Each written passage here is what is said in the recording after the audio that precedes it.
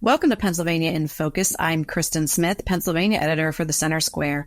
Joining me today is the Center Square's national reporter, Shirlene Guerra. With only 2 weeks until the presidential election, Amish communities are experiencing déjà vu. That is because efforts are higher than ever to encourage voting among a population that's traditionally refrained from doing so. Shirlene, tell us more about why Amish communities generally don't vote.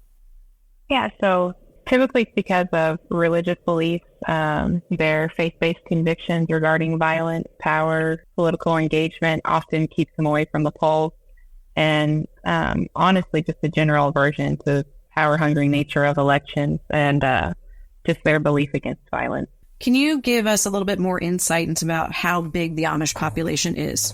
Yeah, so nationwide, there's nearly 400,000 across 654 individual settlements, with the Commonwealth being the largest in the country with nearly 92,000.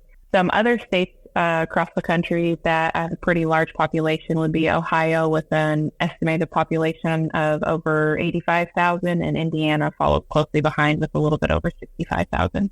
And have they moved further out in the last couple of years? I know in Pennsylvania, the cost of farmland has been a real inhibiting factor for growing their numbers. But what about the western half of the country? Yeah, so interesting enough, while their numbers are still small, Amish communities are actually spreading farther west. And some specialists were saying that when one family moves, then typically others will follow them, with the population doubling over the last 2 decades. With Colorado, Nebraska, New Mexico, even South Dakota, Vermont, and Wyoming have seen settlements built since the early 2000s. And I think as of 2024, have reached a population of 2,400.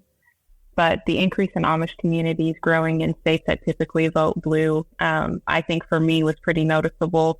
With New York, their Amish population has actually increased from around 4,500 in the early 2000s, reaching nearly 25,000 this year.